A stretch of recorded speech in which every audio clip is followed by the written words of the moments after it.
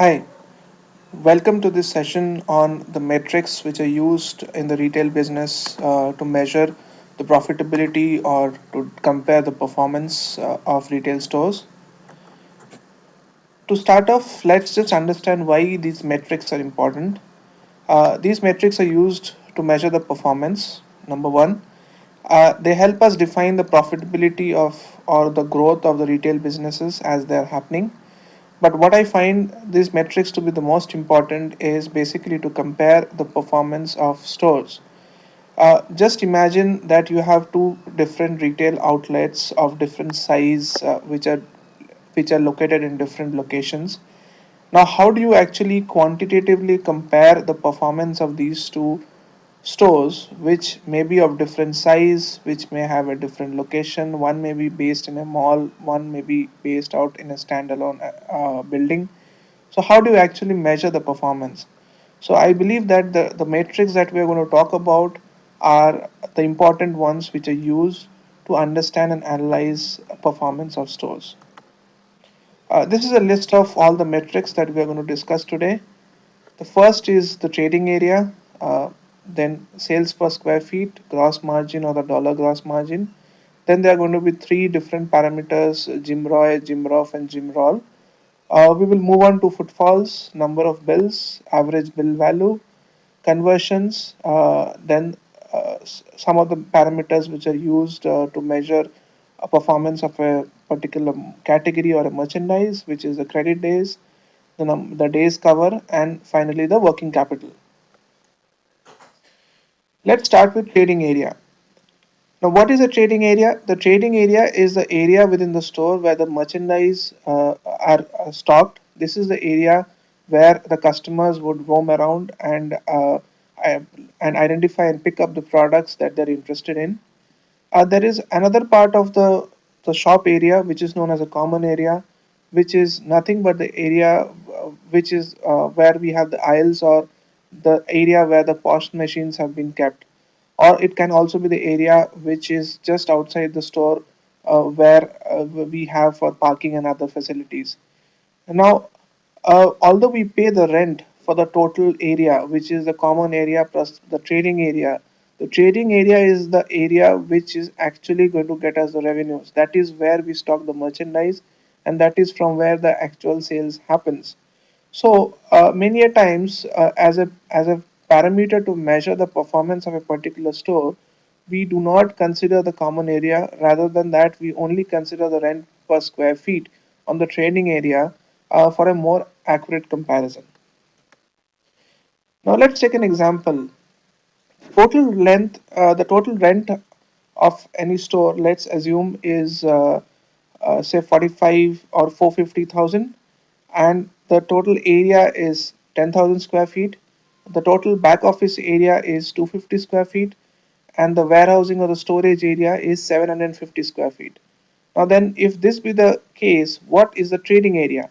And the second question is, what would the rent per square feet for measurement purposes? Now, if you look at it, the back office area is 250 square feet and the warehouse or the storage area is 750 square feet. Now, these two areas we would consider under the common area. So, what we are left with as a trading area is 9,000 square feet. Again, the rent per square feet would be 450,000 divided by 9,000, which is 50 per square feet. Moving on, the next important matrix, which I think is the most important matrix, which is used by all retail organizations, is the sales per square foot. It basically tells you that how much revenue you are generating per square unit area of any particular store. Now, the sales per square foot is nothing but the gross sales from that particular outlet divided by the trading area of that outlet. Now, the common comparison parameter, this is definitely one of the most common comparison parameter between stores. You can also use sales per square feet to do comparison between categories or between different formats. And it can be done at any level. For example, uh, let's take this example. We have a trading area of 10,000 square feet in a particular store. The total revenue from that store is $80,000. In that case, the sales per square foot for that particular store is $8, which is nothing but total revenues by total trading area. Now let's assume that the fruits and vegetables section occupies 1500 square feet and is generating $10,000. Now we can also likewise calculate the sales per square feet for the fruits and vegetables category as well, which is coming to $6.6. Now what this means is that compared to the area that we have allocated to the fruits and vegetables section or the category, it is not able to generate as much revenues as the rest of the store. This could mean two things: that yes, this category is underperforming. We can take a decision to basically reduce the trading area which we have allocated to fruits and vegetables, or the other way of looking at it is basically to increase the sales from that area so that this $6.6 per square feet comes up to that $8 per square feet for that particular store. The next metric which we are going to talk about is a gross margin. Now, gross margin defines how much profitable you are, or how much is the profit that you are earning from the sale of goods. Now, for example, the gross margin as a percentage is defined as the gross sales minus the cost of goods sold, which is basically your procurement cost, divided by the gross sales. Now, there is another parameter called the dollar gross margin. The dollar gross margin is nothing but the gross margin that you have earned in dollar terms or in actual terms, which is gross sales minus cost of goods sold. Now, that is not a percentage, that is an absolute value. Now, if you take an example, if you have a store which has a revenue of $10,000 and your cost of goods sold is 8,000, then your gross margin is, as per this calculation, is 20%, and the dollar gross margin is $2,000. Now, why is dollar gross margin important? Should we not always look at gross margin as a percentage? Now, dollar gross margin is important. For example, for products which are very low margin products, which are commodity products where the margin is typically 1% or 2%, but they are driven by volume. You can do huge volume of business even if it is a 1% business. So many times it may actually make sense if you are, even if the product is of low gross margin, but because of the volume is so high, and you will end up generating a lot of dollar gross margin in absolute terms. So we not only need to look at gross margin percentage, you also need to look at dollar gross margin from time to time. Moving on, the next three metrics that we are going to talk about is the GMROI, the GMROF, and the GMROL. Now, what are these? Let's get through them one by one. The first one is gross margin return on square foot, which is commonly known as GMROF. It is a very common measure of the profitability per unit area of any particular store. So what it typically means is that how much gross margin are you earning for the amount of trading area that you have. If you look at the formula, GMROF is calculated as the dollar gross margin divided by the trading area of a particular store. Uh, and the trading area is to be considered and not the total area, because again we are looking at the profitability, and the common area, as we discussed earlier, is not always leading to any revenues.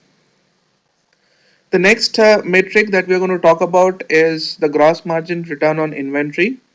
It is known as GMROI. Now, it is calculated as gross margin divided by the investment in the inventory. What it typically means is that how much gross margin are you able to earn vis-a-vis the inventory that you are maintaining to sell products. Now, you must understand that holding inventory means that you are holding your you are blocking your money, because you need to procure the inventory, and the more inventory that you have, the more money that is you are investing in the company to produce the sales. So what Jim Roy calculates typically is for the amount of investment that you have made in your inventory or to hold the inventory, what gross margin are you able to get as a return from that investment. The third parameter that we are going to talk about is the GMROL. it is nothing but gross margin return on labor. Uh, it is calculated by, as the gross margin, which is divided by the number of people who are employed at the store. Now, what it typically means is that how much money are you earning vis-a-vis the number of employees that you have maintained in the store. As you would very well understand that maintaining employees means paying the salaries, paying for the welfare, which means that there is a cost involved to it. So, are you actually uh, utilizing the resources that are available, the people that are available with you in the store? Are you over indexed or under indexed? Can you manage with less number of people?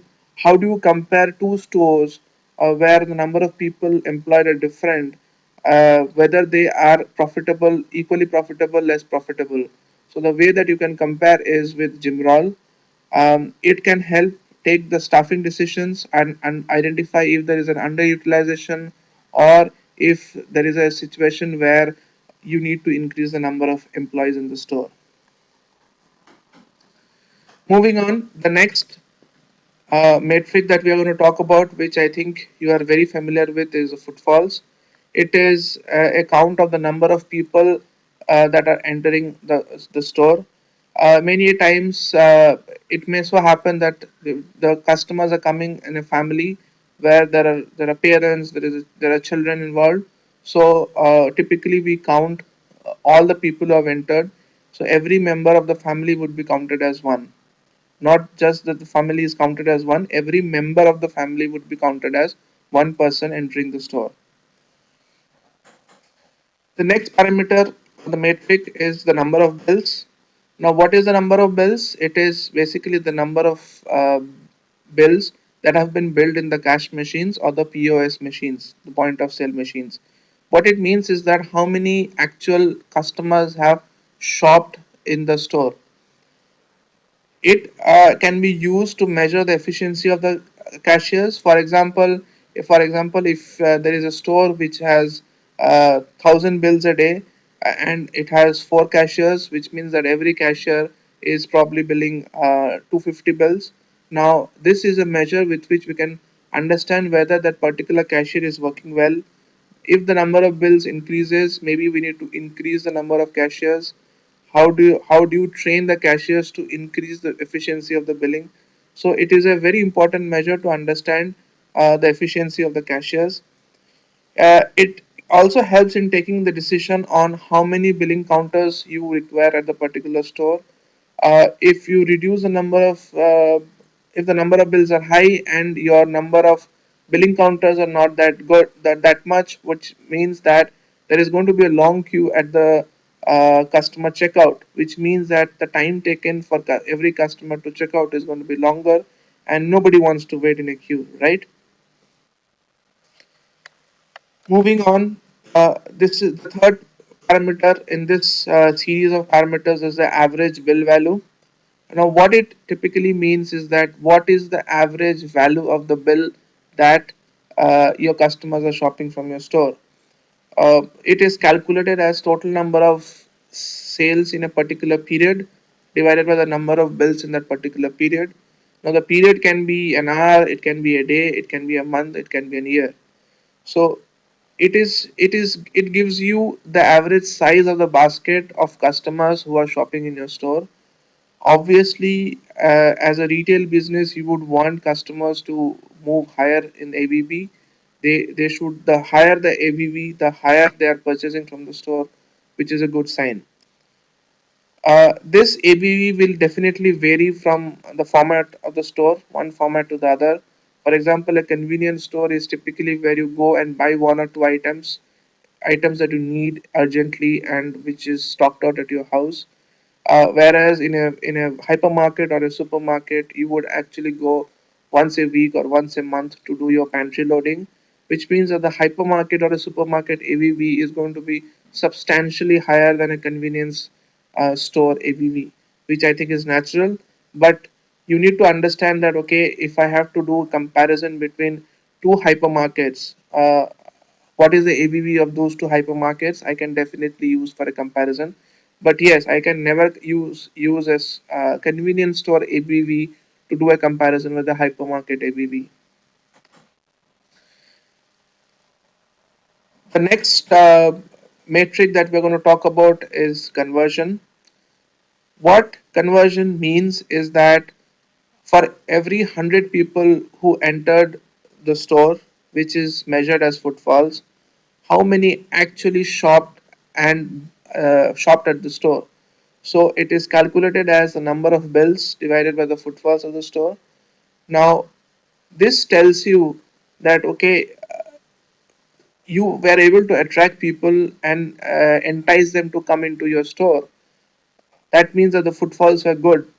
But did those people actually find things that they wanted to shop, and did they actually shop that?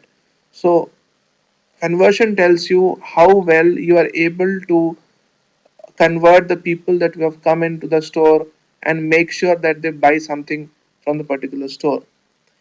Again, the conversion will vary from convenience format to a hyper format to a super format. The simple reason being that in many formats you come with your families. In a hyper format or a super format, you come in a group, whereas in a convenience store you are going alone, just quickly to pick something up.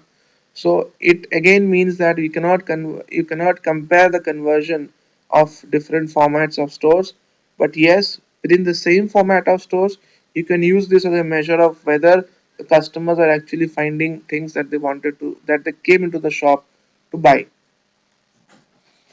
Now, enough of the jargons. Let's just look at an example. um, let's assume that there is a store whose trading area is 10,000 square feet. The daily footfalls is 1200, the daily number of bills is 600, and the daily sales is 2400. Now, the average bill value in this particular case would be nothing but your daily sales divided by the daily NOV, which is $4. The conversion is nothing but the number of bills by the footfalls. Now here the number of bills is 600 and the footfalls is 1200, which means your conversion rate is 50%.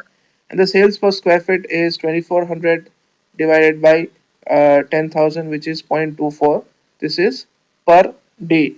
The sales per square feet per day. Obviously, if you do an annual or a monthly sales, you have to multiply this 0.24 number by the number of days in the month.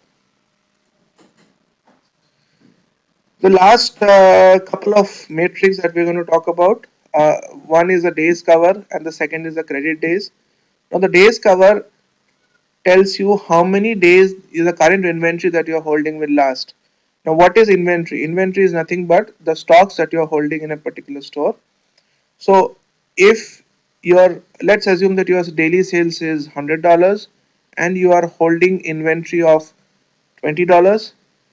What it typically means is that you have stock left in the store which will not even run you a day because your daily sales is more than the inventory you are holding. Whereas if you take an example where your daily sales is $100 and the inventory that you are holding is $500, then that means that you are holding stocks which will last you for 5 days equivalent of sales. So this is where the days cover is coming into the picture. It tells you that how well you are covered for a situation where there is no stock out and you will be able to do sales of goods because you are holding inventory.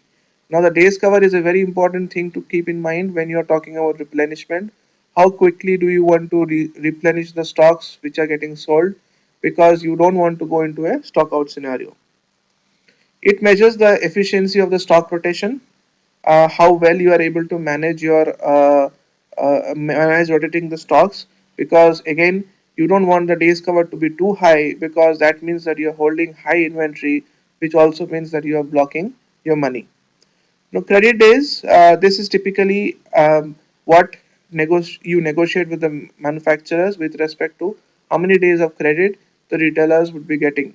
So basically, it means that from the day that the retailers get the stocks, after how many days do they need to pay to the manufacturers? That is what credit days defines.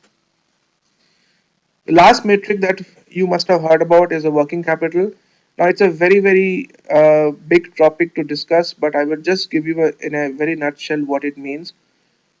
Working capital is nothing but the outstanding payment in days minus the number of credit days. Now, if you put it in a layman's perspective, what it means is that, say I take goods from a particular vendor and I have 15 days of credit, which means that if I get the goods today, I will have to make the payment to the vendor within the next 15 days. Now, if within this next 15 days I were able to make the final sale to the customer, I mean, if I'm a retailer and I'm able to sell it finally to the customer, it means that even before I have had to pay my vendor, I've actually sold the goods, and then from the proceeds of the customer, what the customer has paid me, I will be able to pay the vendor, which means that I am actually doing business at the cost of the vendor without investing a single penny in maintaining the inventory. So, a negative working capital is an ideal way of working in which the retailer does not block any money of their own to maintain the inventory. In fact, they are basically using the credit day appropriately to able and to rotate the stocks, make the final sell, and use the final sell money to actually pay the vendors. Working capital basically measures how efficiently you are utilizing your funds. Now, if you look at it, the in the other scenario, for example, if my credit days is 7 days, which means that uh, I have to pay the vendor on the seventh day after I receive the goods, and I am selling the goods after 1 month. It means that for 21 days of the month, I actually had to put in money from my own pocket to maintain that inventory. Now, this is not a desirable scenario, and this is why retailers more and more are looking to work in a negative working capital environment. Well, now that we have gone through some of the important metrics which are used in retail business, let us just take one final example to understand how these matrices are used. Uh, let's take the example of a store. The trading area of the store is 1,000 square feet. The revenue is $1 million per month. Average bill value is $100, and the conversion is 90%. Now, it is also mentioned that for this store to be profitable, the sales per square feet should be $1,200 per square feet. Now, the first question that I have is, given this data, is this store profitable? And the second question is that if it is not profitable, what is the footfalls that is required to make the store profitable, while assuming that the average bill value and the conversion amount remains the same? Now, to answer the first question, let us calculate the sales per square feet. The sales per square feet is nothing but the total revenue by the trading area, which is 1 million divided by 1,000, and it comes to $1,000 per square feet. This clearly shows that the store is not profitable because, as mentioned in the data above, the sales per square feet required to be profitable is $1,200 per square feet. Now, how do we make this store profitable? The second part of the question is, what is the required footfalls that is required? Now, to do that, first we need to calculate what would be the should be the revenue of the store so that the store is profitable. Now, to do that, we already have the trading area, which is 1,000 square feet, and we also have the sales per square feet required, which is $1,200 per square feet. So, if we multiply both these figures, we will actually get the revenues, which is 1.2 million. Now, let us calculate the number of bills that are required for the store, which is nothing but 1.2 million divided by 100, which is the average bill value per bill, which gives us 12,000 bills which are required for this store to be profitable. Now, it is also mentioned that 90% is the conversion rate. So, if we divide the number of bills by the conversion rate, we actually get the footfalls, which comes to 13,334 per month or 445 per day. So, this is a way of calculating and showing that if we have 445 footfalls per day, we at a average bill value of 100 and a conversion of 90%, we should be able to make this store profitable. I hope you found this session informative. If you like it, please do not forget to press the like button. Also, to subscribe to this channel for more such sessions. Thank you.